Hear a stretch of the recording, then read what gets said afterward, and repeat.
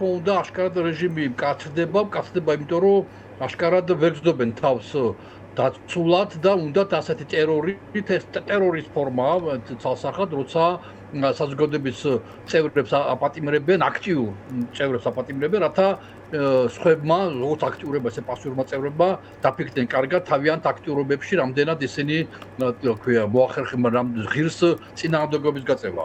მოდის არჩევნები, ადგილობრივ არჩევნებს გულისხმობ, რომელსაც ქართული ოცნება ემზადება, მისთვის მნიშვნელოვანია, რომ ცალსახად და მკაფიოდ ყველა ქალაქში, ყველა დაბაში გაიმარჯვონ და მაქსიმალურად მიაღწიონ იმას, რომ ოპოზიცია არ მონაწილეობდეს არჩევნებში. მე მგონი, რომ ეს არის ტერორის ფორმა, რათა კიდევ მეტად გაამძაფრონ ეს არჩევნებში არ მონაწილეობის განცდა და შესაბამისად მიითვისონ ხელისუფლება შემდეგ უკვე ადგილობრივ არჩევნების შემდეგ, როცა მიითვისებენ ხელისუფლებას, მერე უკვე მიიღონ გადაწყვეტილება შეარბიულონ რეჟიმი, მათ სასარგებლოდ იქნება გადაწყვეტილება მიღებული თუ პირიქით გაამკაცრონ რეჟიმი. რაცა როგორც არ უნდა იყოს, ისინი ემზადებიან ამ პოზიციისთან, ამიტომ გამკაცრდება კიდევ მეტი ადამიანი წავა ციხეში არჩევნებამდე და შემდეგ უკვე კონტექსტიდან გამომდინარე, მეგობარი აქტი როგორ ამუშავდება, როდის მოეწერება ხელი, უამრავი სხვა ფაქტორიდან გამომდინარე, შენ შეეცდებიან უკვე არჩევნების შემდეგ უკვე მიიღონ შემდეგ გადაწყვეტილება. მათ ვარ დარწმუნებული, რომ ჯერჯერობით მათ არ აქვს მიღებული გადაწყვეტილება,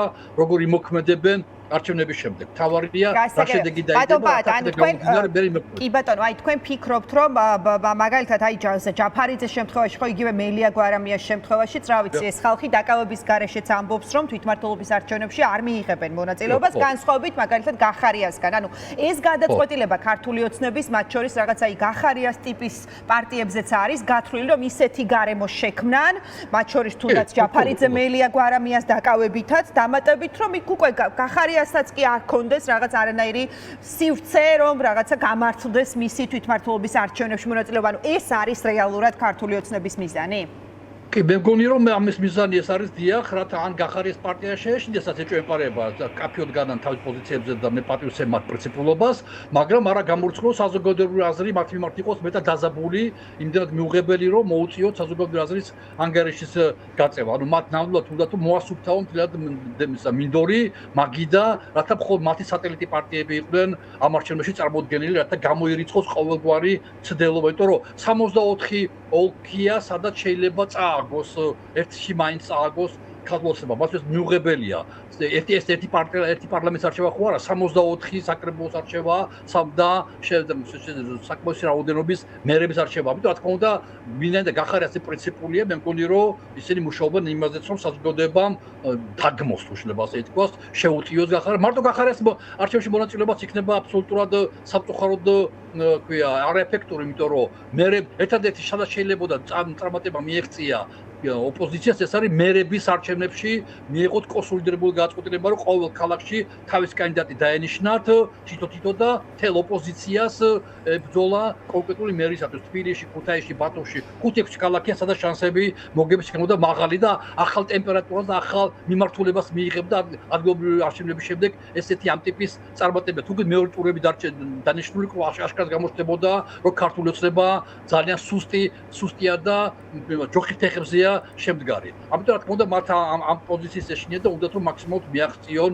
რომ არავინ კონკურენტი არ ყავდეთ ამ არჩევნებში. შემდეგ უკვე მე თითქოს დარწმუნებული ვარ, რომ თუ ისე მიითვისებენ ხელისუფლებას, როგორც მათ აწყობდა, ყველგან ეკნებათ სრული წარმატება, მე არ გამოურიცხავ, რომ პირიქით შეარბიულონ რეჟიმი, გამოუშვან ყველა პოლიტპატიმარი და ქვია შეარბიულონ, აღარ გაამკაცრონ დევნა იგივე არასამთავრობო ორგანიზაციების და სოფლიოს წინაშე წარდგენ როგორც თქვათ ასე აი ხო ხედავთ ჩვენ აი არჩევნებში გავიმარჯვეთ, ჩვენ წარმატებულები ვართ, არ გაგვიყალბებია აბასა და გაყალბება და ამის შემდეგ დაიწყო ვაჭრობა დასავლურ სამყაროსთან, რომ ჩვენ არა ვართ სხვა ავტორიტარულ რეჟიმებზე უფრო უარესი. მათ არ ექნებათ პრეტენზია, რომ არიან დემოკრატიულები და წარმატებულები, მაგრამ ექნებათ პრეტენზია, რომ ბელორუსიაზე უარესები არ არიან, ვენესუელაზე უარესები არ არიან, რუსეთზე უარესები არ არიან და დაიწყონ ვაჭრობა, რომ მოხდეს მათი უკვე ახალი რეალობიდან გამომდინარე მათი ლეგიტიმაციის აღიარება. მე მგონი ამაზეა გათვლა. ხო, მაგრამ ბატონ პატა, აი რომელი იცით რა მინდა ვიკითხო, ანუ რატომ სჭირდებათ რაღაცა, აი რა საფრთხე ედგა დღეს ქართულ ოცნებას, რომ აი ეს პოლიტიკური ლიდერები რომ არ დაიჭიროს იმის მიღმა მას, როდესაც ყველა რესურსი მის ხელშია, არ შეუძლია თვითმმართველობის არჩევნები ზუსტად ისე შეასაღოს მის ამომრჩეველს, როგორც ამას აქამდე აკეთებდა თავისი გაყალბებით და ყველანაირი რესურსის გამოყენებით.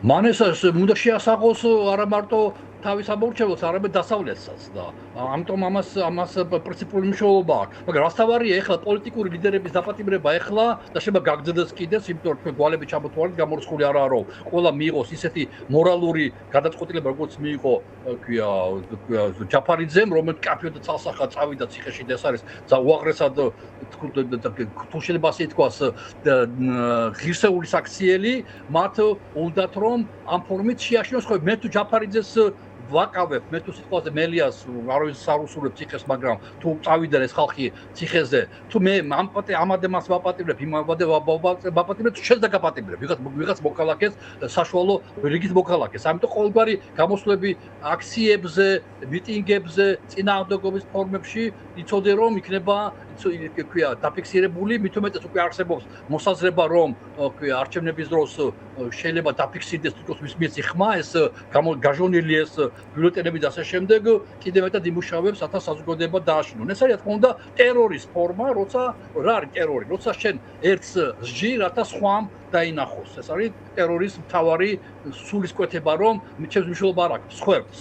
თავარია რომ სხვებმა იმ სხვერპლის გააზრებამ იმუშაოს სხვა ადამიანებს და არ მიბაძონ ამ სხვებს. ამიტომ საზოგადოების დატერორება იწვევს ორ მომენტს. ან ხალხი მიდის სახლში, იკეტება და ეშინია, ამ პირიქით გამოდიან სახლიდან და ხდება მათ თქვია სოლიდარობის გამოცხადება იმ ხალხის მიმართ, ვისაც აპატიმრებენ. როგორც წესი ავტორიტარული რეჟიმები ცდებიან ხშირად და ვერთულიან თავის სასარგებლოდ და თავის საწინააღმდეგოდ დებულობენ შემდეგ მოქნეულ ჯოხს თავში ირტყავენ. ასე რომ იმედია რომ ქართულ საზოგადოება არ შეშინდება და მაინც კაფეოდ მიიღოს იმ გადაწყვეტილებას, რაც საჭირო იქნება უახლოეს მომავალში.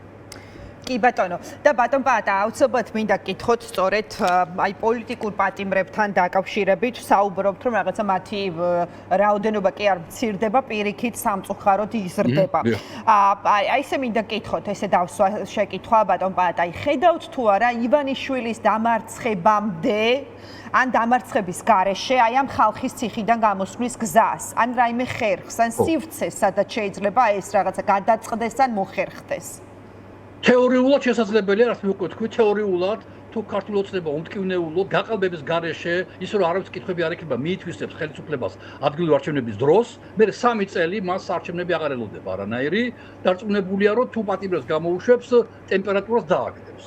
და საზოგადოებაში ერთი მნიშვნელოვანი მოთხოვნა პოლიტპატიმრების განთავისუფლება მოიხსნება.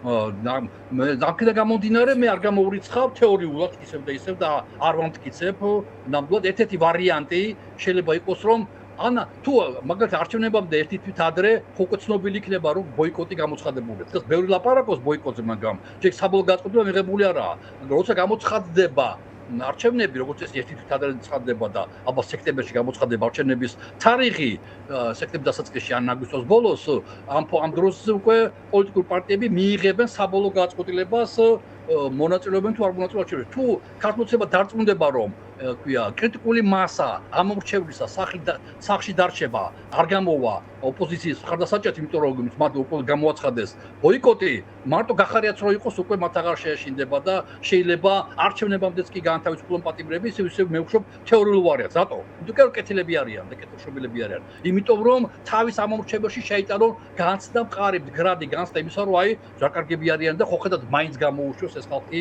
ციხებიდან. მთავარია ქართულ ოცნების არის რომ როგორი მიაღწიოს ბოიკოტს გარანტირება. თუ ამას მიაღწია, მე უფრო შეიძლება დამხმობი გახდეს და რა თქმა უნდა, ყოველთვის აქ ხელში აქვს მას რეპრესიების მანქანა მის ხელშია, ასე რომ არჩევნების შემდეგ ყოველთვის შეუძლია ხელახლა აღადგინოს ეს რეპრესიული მანქანა და ხელახლა დაიწყოს ადამიანების დაპატიმრება. არ გამოურიცხავ ამასაც კი, მაგრამ მაინც ეს არის თეორიული ვარიანტი, თუ ის მაყოფილი იქნება შედეგებით, მაშინ ბუნებრივია ის წავა რაღაც გარკვეულ დათმობებზე და ერთ-ერთი პრინციპული იქნება, რა თქმა უნდა, პატიმრების განთავისუფლება მე ესე მგონია. კი ბატონო, ანუ შეიძლება ვთქვათ, რომ რაღაც ეს თვითმმართველობის არჩევნების შედეგებმა შეიძლება განსაზღვროს როგორი იქნება პოლიტიკური ცხოვრება თუნდაც ოქტომბრიდან უკვე ამაზე არის დამოკიდებული და არა იმაზე ბატონ პატა რა შეიძლება მოხდეს აქეთა მხარეს მე გულისხმობ ხელისუფლებისადმი კრიტიკულად განწყობილ საზოგადოებას ამ შემთხვევაში ეს პრინციპულია ძალიან თუ 100,000 ადამიანი გამოვა დღე-დღე ქუჩაში ამათი რეჟიმი დაემხობა ერთ-ორ კვირაში ან თუ იქნება საყოველთაო გაფიცვა თუ კიდევ ერთი კვირა.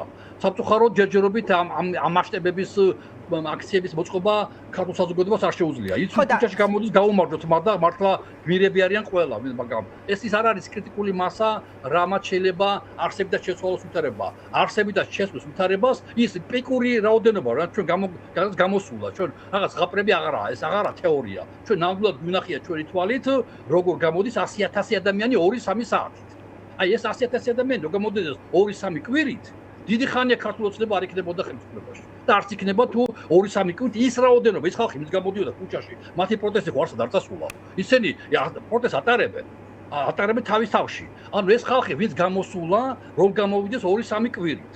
ეს იქნება საკმარისი, რათა ქართულ ოცნება დაემხოს. მაგრამ თუ ეს არ მოხდა, ბუნებრივია, რა თქმა უნდა, ქართულ ოცნება მაშინ მართავს თავის სასარგებლო ვითარებას, ის ქუჩაში მყოფ ადამიანებს აიტანს, მე გამორიცხული არა, თუ ისეთ შედეგი ვერ მიიღო, როგორც ჩვენ თქვით ახლა თეორიულად და მაინც მოხდა, მაგალითად, თუ ვიღაცა წავიდა არჩევნებზე მაინც და მეორე ტურები მაინც თუ გაარტყა მეორე ტურს მერის არჩევნებში, საკრებულოს მოგება გამორიცხული იქნება იმ შემთხვევაში, თუ ერთმა პარტიამ მაინც გამოაცხადა ბოიკოტი, იმიტომ რომ საჭიროა ამორჩევლის ხმები, რაკი ამორჩევლები არ მივა, მაინც ვიღაცამ რომ გაარტყა და მეორე ტური მაინც წაიღოს, ეს იქნება გამწარებული იქნება ქართული ოცნება ამათი და შეიძლება უკვე იმ ხალხს დაერიოს, ვინც დღეს ქუჩაშია.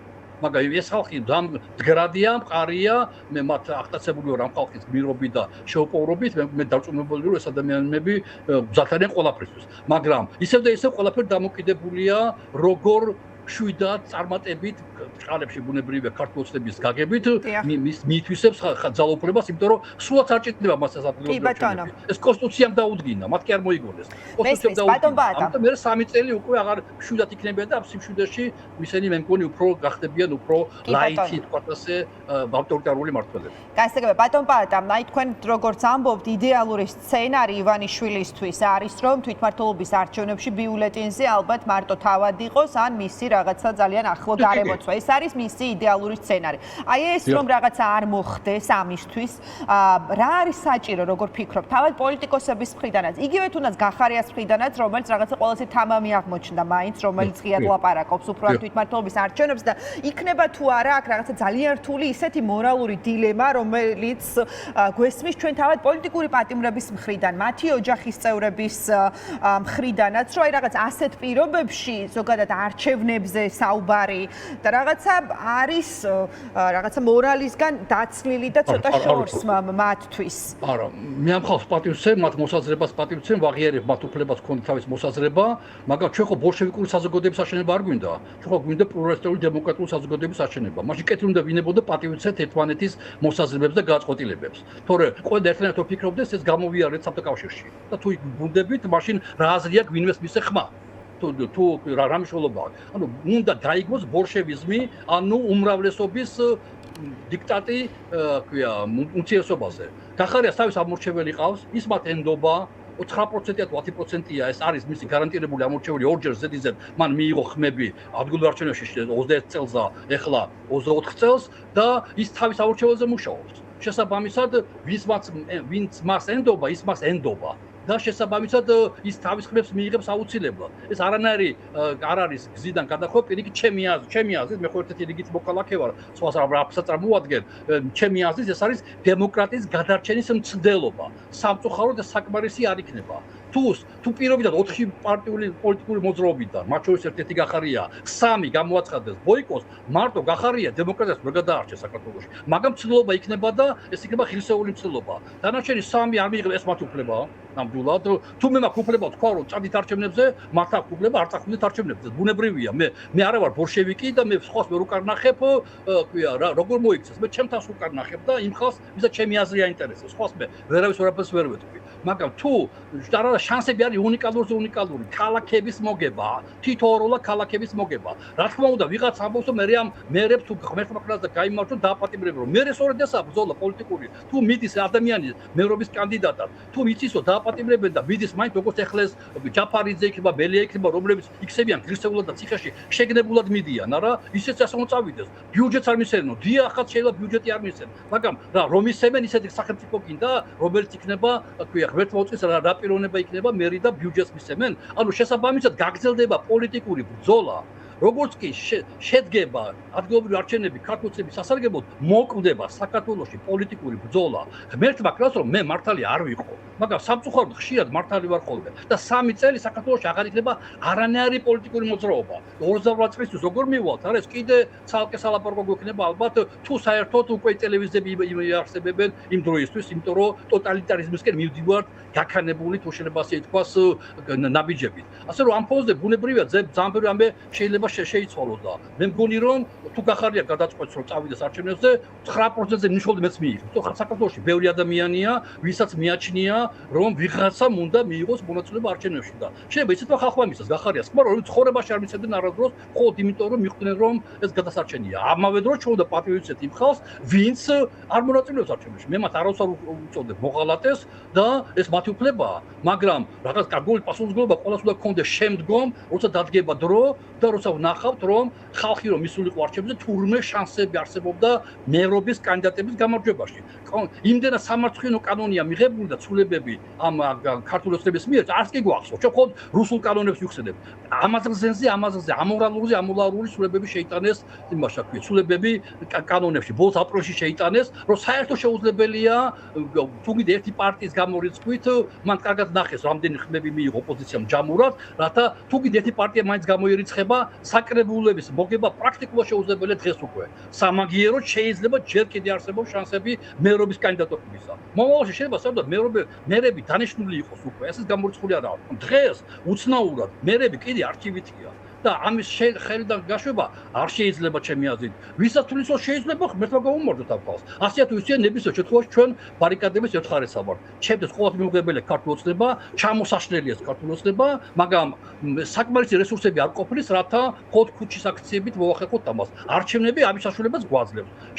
საშუალებას გვაძლევს. შანსს გვაძლევს. არავითარი გარანტიები არაა, მაგრამ თუ არ შეხვედი, თუ არ ჩვენ დავამარცხეთ საქართველოს ხალხმა კომუნისტები მათ არჩევნებში. შემდეგ შეგვქვია სააკაშვილმა დაამარცხა შევარდნაძე მის გაყალბებულ თუ შეიძლება ასე ითქვას რეჟიმში, როცა ბოლო არჩევნები იყო გაყალბებული, მაინც შევიდა სააკაშვილი მის საკრებულოში შევიდა ადვარჩევნებში მიიღო მონაწილეობა. შემდეგ ივანიშვილმა დაამარცხა სააკაშვილი მის მიერ გაყალბებულ არჩევნებში თავის დროს. ანუ ყოველი ცვლილებები საქართველოს მომხდარა, ყველა მოხდა სწორედ მოწინააღმდეგე მხარის მიერ არალეგიტიმურ არჩევნებში მონაწილეობით და ეს საყოველთაო მოსაზრება იყო. მე კი არ ვიგონებ ამას. ყოველი ასეთ დროს ჩვენ თვლიდით რომ არც კომუნისტები იყვნენ ლეგიტიმურები, არც შევარდნაძე იყო ლეგიტიმური, არც სააკაშვილი იყო ლეგიტიმური, შევდიოდით მათ არჩევნებში და ვამარცხებდით მათივე არჩევნებში. დღეს რა მოგვივიდა, რა ვირუსი შეგვიყარა ასეთი რომ ვერ ვხედავთ აი ამ წარმატების აი ამ უნიკალურ ფორმულას არ მესმის. ეს არის შესაძლოა წარმატება იქნება 100%-იანი. თუ არ მიიღებ მონაწილეობას, აუცილებლად დამარცხდები.